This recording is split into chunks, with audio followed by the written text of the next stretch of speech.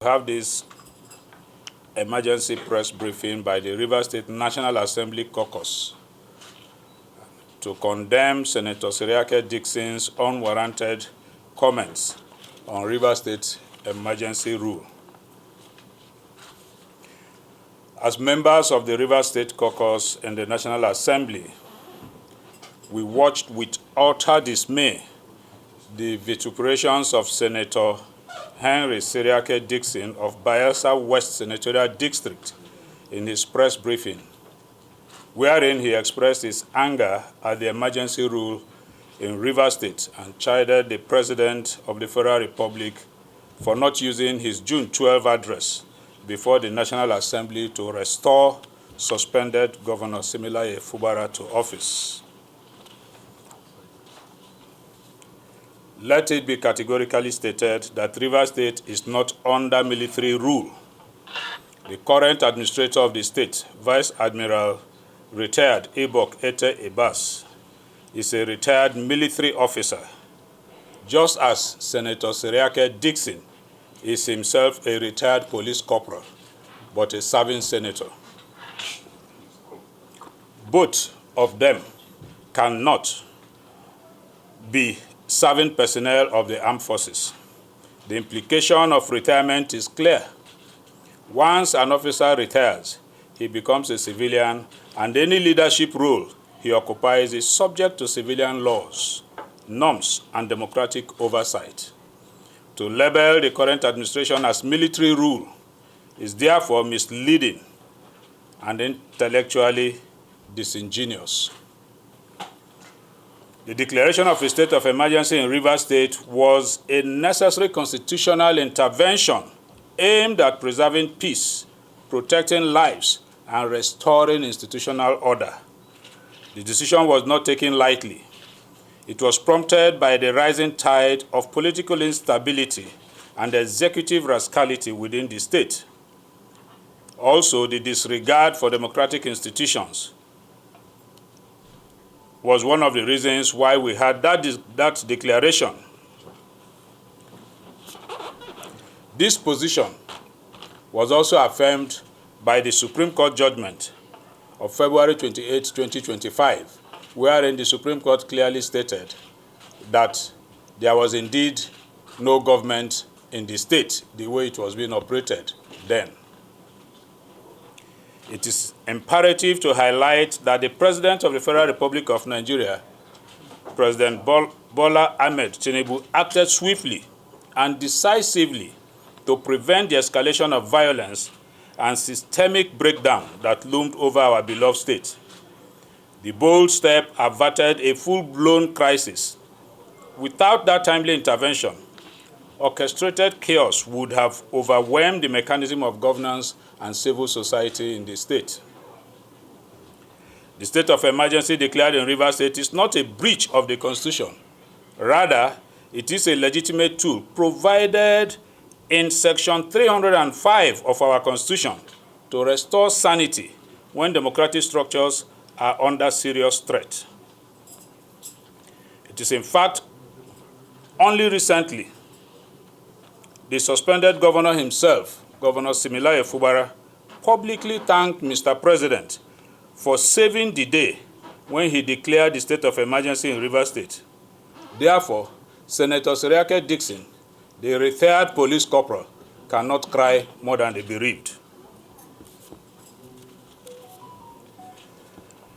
It is extremely unfortunate that a former governor, a serving senator, and a retired police corporal, who by virtue of his police training is expected to maintain law and order, decided to make undemocratic utterances capable of causing a breakdown of law and order in Rivers State, whilst indigents of the state are still on the path of seeking for peace, for us to ensure that we protect the lives of our people in the state.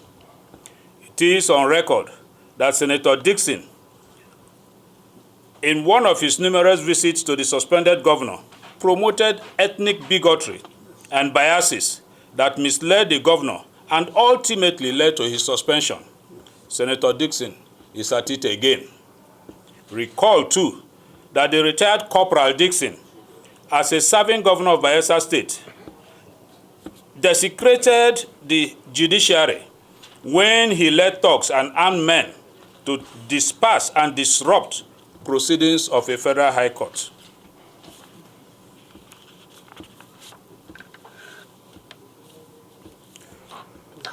With the antecedent of Senator Dixon, we clearly hold that he is not qualified.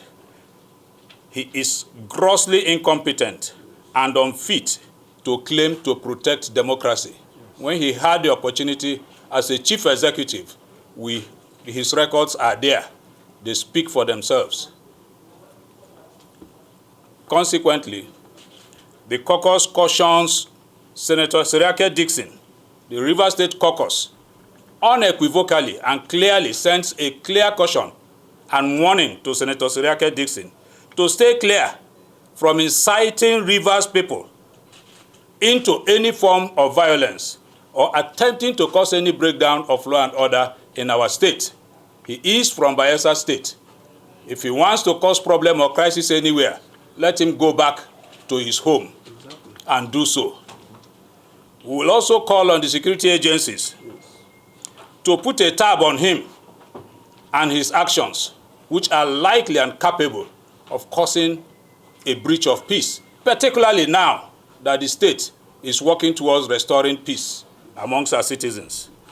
We will also call on the Senate Committee on Ethics to commence investigation into the unparliamentary actions of Dixon. And as a caucus, we will stand firm to follow up on this and ensure that this attitude, condemnable attitude of Senator Dixon, is completely addressed.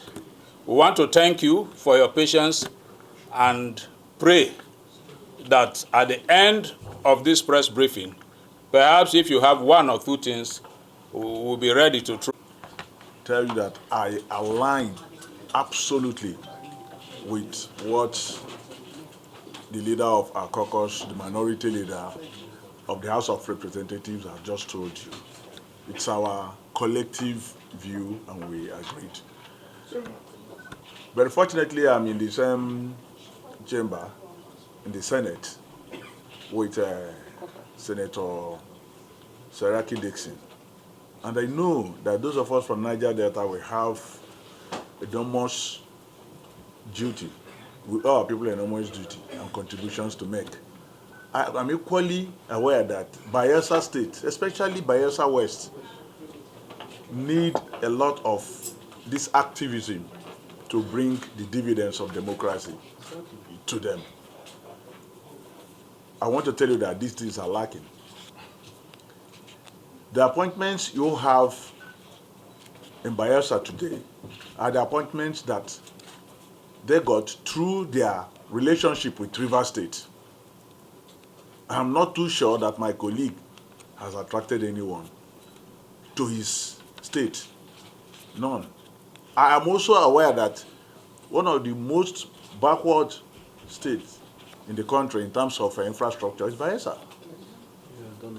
And so this energy could be channeled towards activities that will improve the infrastructural problems of Bayelsa State.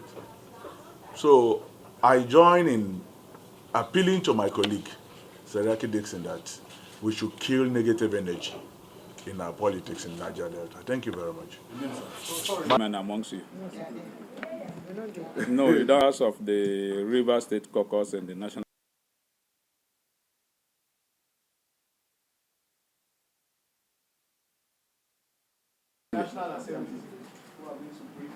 speak to Nigerians.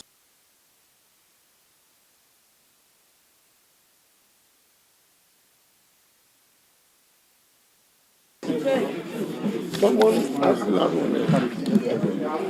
own name. Yes, sir.